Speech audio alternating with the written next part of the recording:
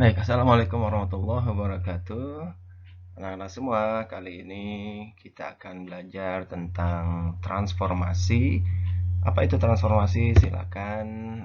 Mungkin kita pernah melihat suatu tayangan film yang menayangkan perubahan bentuk mobil menjadi robot, ya, atau robotnya jadi mobil. Nah, itulah transformasi, yaitu perubahan bentuk atau wujud. Ya, sementara transformasi yang kita pelajari adalah transformasi geometri, merupakan perubahan suatu bidang geometri yang meliputi posisi, besar, dan bentuknya sendiri. Ada 4 jenis transformasi geometri yang akan kita bahas, yaitu refleksi, translasi, rotasi, dan dilatasi. Nah, yang akan kita pelajari pada pembelajaran kita hari ini, yaitu pencerminan pada bidang koordinat kartesius. Akan kita bahas 4 jenis pencerminan saja, walaupun lebih dari 4 sebenarnya. Yaitu yang pertama, jika cerminnya kita letakkan berada pada sumbu X atau pencerminan terhadap sumbu X. Yang kedua, jika cermin kita letakkan di sumbu Y atau pencerminan terhadap sumbu Y. Yang ketiga, pencerminan terhadap garis X sama dengan K. Yang keempat, pencerminan terhadap garis Y sama dengan K atau cermin berada di garis Y sama dengan K. Nah, untuk memahami 4 jenis pencerminan ini, silakan kalian perhatikan praktik pencerminan berikut ini. Nah, sebelum kita masuk pada materi kita, yaitu tentang refleksi pada bidang koordinat kartesius, perlu dipahami terlebih dahulu apa itu pencerminan itu sendiri, ya. Yang dimaksud dengan pencerminan atau sifat-sifat dari pencerminan pada cermin datar. Ya, misalkan kita punya sebuah objek atau benda yang berada di depan cermin, pastinya nanti akan muncul bayangan di belakang cermin, ya. Nah, antara objek atau benda dengan bayangan ini memiliki sifat-sifat tertentu. Yang pertama, bahwa objek atau benda ini pasti sama persis dengan bayangannya, baik bentuk maupun ukurannya. Itu dulu yang dipahami, ya. Sifat pertama dari pencerminan, yaitu bentuk dan ukuran benda sama dengan bentuk dan ukuran bayangannya. Kemudian kita lihat jarak, ya. Ketika kita hitung nanti jarak antara objek dengan cermin ke bayangan, ini akan selalu sama, gitu ya. Sehingga ketika pun dia mendekat ke cermin si objek benda, maka bayangan pun juga mendekat ke cermin, selalu mempertahankan jarak yang sama dengan cerminnya. Misalkan seperti ini nanti, nah, dia bergerak jalan, nah, maka jarak benda pun dengan cermin kemudian cermin dengan bayangannya tetap akan sama.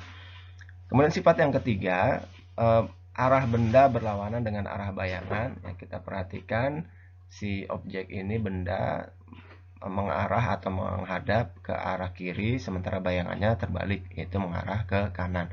Kita lihat kayak tangan yang maju di benda ini adalah tangan kiri, sementara bayangannya adalah tangan kanan. Ya, begitu sebaliknya. Baik anak-anak, kita akan melakukan percobaan pencerminan terhadap sumbu X dan sumbu Y, suatu titik di bidang koordinat kartesius. Misal kita punya sebuah titik di sini, ini namanya titik 3,2. Akan dicerminkan di mana cerminnya adalah sumbu X. Jadi akan dicerminkan terhadap sumbu X. Baik, ini cermin sudah kita letakkan di sumbu X. Kita lihat pada cermin ada bayangan titik tersebut, jaraknya 2 kotak di belakang cermin. Kurang lebih nanti dia jatuhnya di belakang cermin seperti ini. Ada di titik 3,-2. Baik, kita tuliskan sebuah titik 3,2 dicerminkan terhadap sumbu X menghasilkan bayangan A aksen di 3,-2. Oke, selanjutnya kita akan mencerminkan titik tersebut, masih titik 3,2, dengan cermin berada di sumbu Y. Baik, cermin sudah kita letakkan di sumbu Y. Kita lihat bayangan titik pada cermin berada 3 kotak di belakang cermin. Perhatikan, ini bendanya, di sana bayangannya. Kurang lebih nanti seperti ini. Ya, titik 3,2 dicerminkan terhadap sumbu Y. Nah, ini bayangannya nanti di sini, yaitu jatuh pada titik min 3,2. Kita tuliskan titik 3,2 dicerminkan terhadap sumbu Y. Bayangnya kita tulis misalkan A double aksen. Tadi bayangannya jatuh di titik min 3,2.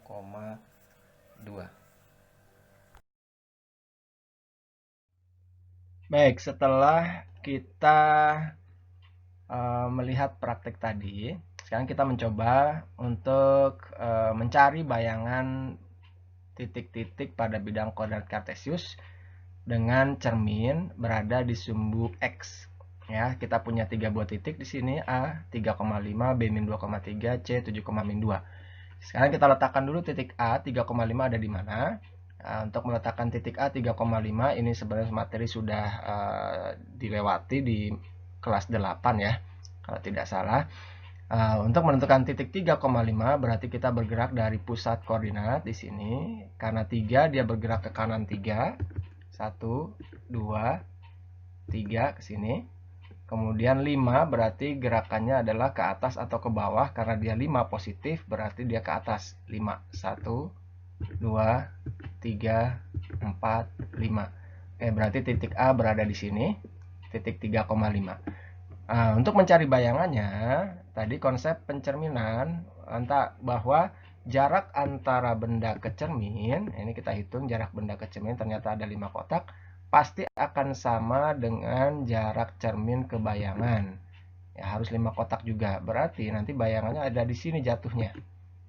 Nah, ini berapa koordinatnya berapa koma berapa? Ya, kita hitung lagi dari titik pusat koordinat.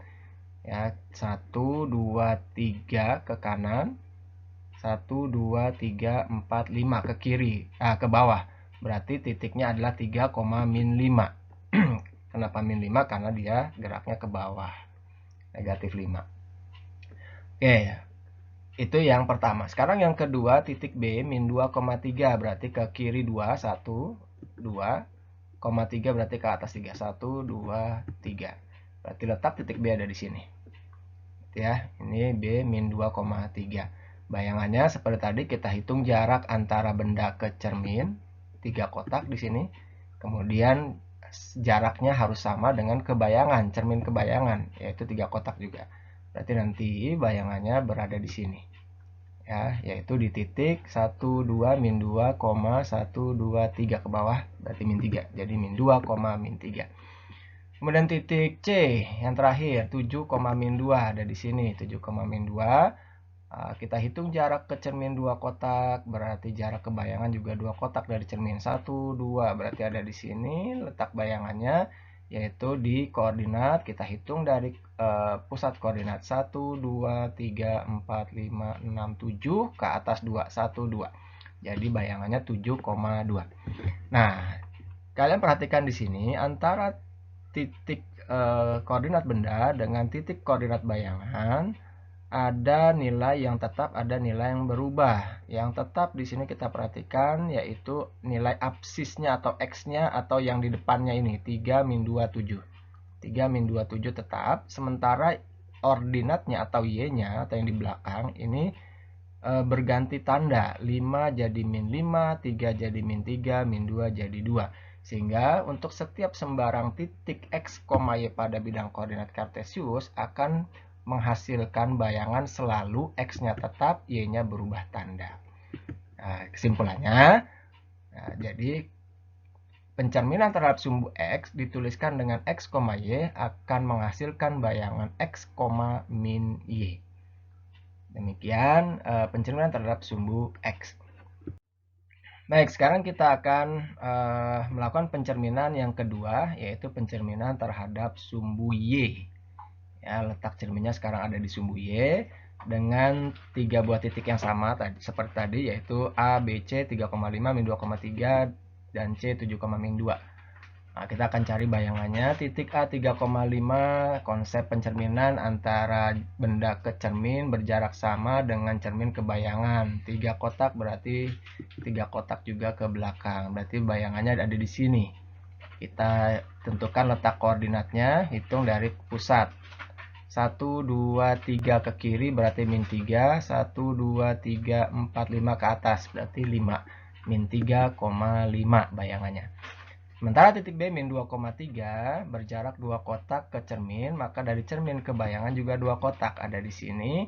Nah, letak koordinatnya kita hitung dari pusat koordinat. 1, 2 ke kanan berarti 2, 1, 2, 3 ke atas berarti 3, 2,3. Sementara yang terakhir titik C 7, min 2, jarak ke cermin adalah 7 kotak, maka jarak cermin ke bayangan pun juga harus 7 kotak ada di sini. Ya, letak koordinatnya 7 kotak ke kiri berarti min 7, ke bawah 2 berarti koma min 2. Min 7, min 2. Nah, kita perhatikan lagi antara koordinat benda dengan koordinat bayangan. Ada yang bernilai tetap, ada yang nilainya berubah. Sekarang bergantian. Untuk absisnya atau nilai X-nya atau yang di depan ini mengalami perubahan atau pergantian tanda. 3 jadi min 3, min 2 jadi 2, 7 jadi min 7. Sementara ordinatnya atau Y-nya atau nilai belakangnya nih 5 tetap 5, 3 tetap 3, min 2 tetap min 2.